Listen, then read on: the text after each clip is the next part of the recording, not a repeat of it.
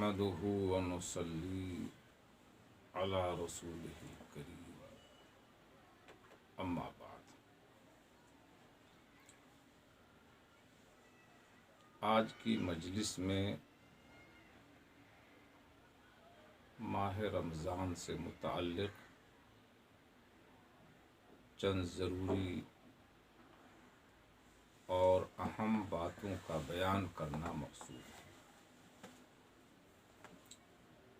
مسلمانوں کے لیے ماہ رمضان کا مہینہ بہت ہی اہمیت کا حامل ہے، اور اس ماہ کے روزے افضل ترین عبادت ہے۔ روزہ نفس کی قوت توڑنے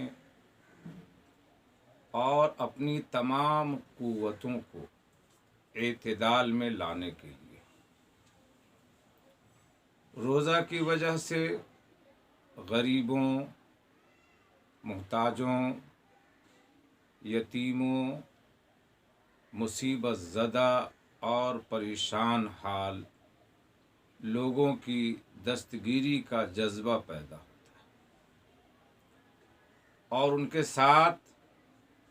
ہمدردی و ایثار جیسی خوبیوں کا وجود عمل میں آتا ہے۔ روزہ دنیاوی اور جسمانی اعتبار سے مسلمانوں کو چست و چالاک اور صابر و شاکر بنانے میں بہترین ذریعہ ہے۔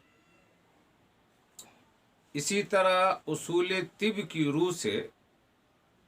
روزہ جسمانی صحت حاصل کرنے کا بہترین ذریعہ ہے، اور صحت و توانائی میں نمایاں ترقی ہوتی ہے۔ اس کے علاوہ روزے میں اور بہت سے جسمانی اور مادی فائدے، جہاں تک روحانی فوائد کا تعلق ہے تو وہ بھی بے شمار ہے۔ روزے سے اخلاق و روحانیت کی قوتیں پیدا ہوتی ہیں، اور دل و دماغ روشن ہو جاتے ہیں۔ بھوک پیاس کی تکلیفیں گناہوں کا کفارہ ہو جاتی ہیں۔ روزے سے مزاج میں عز و انکساری پیدا ہوتی ہے۔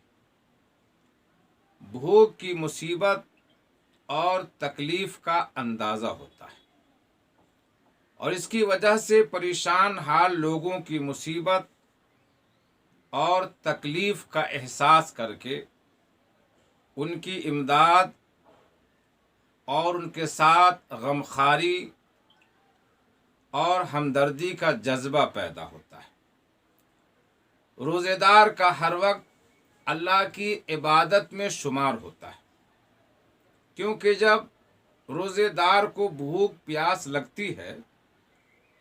اور اس کا نفس کھانے پینے کا تقاضا کرتا ہے،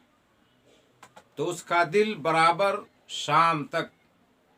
یہی کہتا رہتا ہے کہ نہیں، ابھی اللہ کی اجازت نہیں۔ یہ سوچ کر اس کا دل ہمت و استقلال اور صبر و تحمل کے ساتھ اللہ کی طرف متوجہ ہو جاتا ہے، اور دل کا متوجہ ہونا ہی سب عبادتوں کی جان ہے۔ روزے کے متعلق اللہ تعالیٰ کا قانون تمام عبادتوں سے الگ تھلگ ہے، کیونکہ تمام عبادتوں کا ثواب فرشتوں کے ذریعے 10 سے 700 گنا تک دیا جائے گا، لیکن روزہ ہی ایک ایسی عبادت ہے جس کے بارے میں ارشاد ہے کہ روزے کا بدلہ میں خود دیتا ہوں، فرشتوں کا بھی واسطہ نہ ہوگا۔ اس سے زیادہ روزے داروں کے لیے اور کیا خوشی و مسرت کی بات ہو سکتی ہے کہ وہ اپنی عبادتوں کا بدلہ اپنے مالک کے مبارک ہاتھوں سے پائیں گے۔ اس موقع پر ایک انتہائی اہم گزارش یہ ہے کہ تمام مسلمان افطار، تراویح اور جملہ تمام نمازیں اور عبادات اپنے اپنے گھروں ہی میں انجام دیں، اس لیے کہ کورونا وائرس کی وجہ سے جو لاک ڈاؤن کیا گیا ہے وہ انسانی جان کے تحفظ کے لیے کیا گیا ہے، اور اس حقیقت سے تمام لوگ اچھی طرح واقف ہو چکے ہیں کہ کورونا وائرس کی یہ بیماری سانس سے، منہ سے، تھوک سے، بات کرنے سے، کسی چیز کو پکڑنے سے اور آپس میں ملنے جلنے سے پھیلنے والی ہے۔ اس لیے کووڈ-19 اور کورونا وائرس کی روک تھام کے لیے سوشل ڈسٹینسنگ کا خیال رکھنا وقت کا اہم ترین تقاضا ہے۔ اس لیے اس سال ماہ رمضان میں تمام اعمال کا اپنے اپنے گھروں میں انجام دینا صرف قانونی مجبوری کی وجہ سے نہیں ہے، بلکہ یہ شرعی ضرورت بھی ہے، اور اس پر عمل کرنا ایمان کا تقاضا بھی ہے، اور یہ بھی شریعت ہی کی اتباع ہے، اس لیے کہ اسلام نے اپنے آپ کو اور دوسروں کو نقصان سے بچانے کا حکم دیا ہے۔ جس شریعت نے عام حالات میں مسجدوں کے اندر نماز اور دیگر عبادات کو انجام دینے کا حکم دیا ہے، اسی شریعت نے موجودہ حالات میں اپنے اپنے گھروں کے اندر نماز اور دیگر عبادتوں کا حکم دیا ہے۔ اسی بنیاد پر موجودہ حالات میں گھروں کے اندر نماز پڑھنے والے اور دیگر عبادات و اعمال کو انجام دینے والے، مسجدوں میں نماز پڑھنے والوں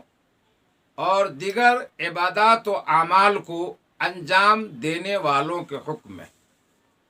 یعنی موجودہ حالات میں گھروں کے اندر نماز پڑھنے سے وہی ثواب ملے گا جو عام حالات میں مسجدوں میں نماز پڑھنے سے ملتا ہے۔ اس لیے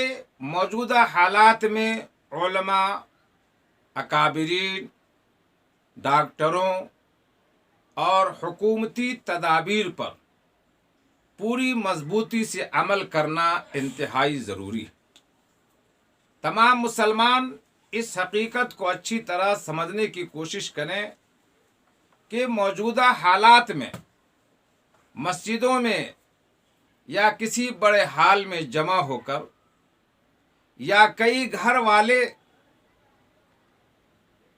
کسی ایک گھر میں یا کسی گھر کی چھت پر افطار یا تراویح کی نماز کا انجام دینا ہرگز تقویٰ نہیں، بلکہ یہ تقویٰ کے سراسر خلاف ہے۔ اس لیے تمام مسلمانوں کے لیے ضروری ہے کہ موجودہ حالات سے متعلق جن ہدایات اور تدابیر کے اعلانات الیکٹرانک اور پرنٹ میڈیا اور ان کے علاوہ دیگر ذرائع کے ذریعے بار بار کیے جا رہے ہیں، ان کا بھرپور خیال رکھیں اور ان کی خلاف ورزی کر کے ملک کے حالات کو سنگین اور خطرناک بنانے کی کوشش ہرگز نہ کریں، اور تمام مسلمان معاملے کی نزاکت کو سمجھنے کی کوشش کریں اور ہرگز جذباتی بننے کی کوشش نہ کریں۔ اللہ تعالی ماہ رمضان کی رحمتوں، برکتوں، ثوابوں اور فضیلتوں سے تمام مسلمانوں کو مالا مال فرمائے، اور کورونا وائرس جیسی مہلک بیماری سے اللہ تعالیٰ سب کی حفاظت بھی فرمائے۔ اسی طرح اللہ تعالیٰ تمام مسلمانوں کے لیے اس ماہ مبارک کو رحمت، مغفرت، بخشش، کامیابی اور جہنم سے نجات کا ذریعہ بنائے، آمین یا رب العالمین۔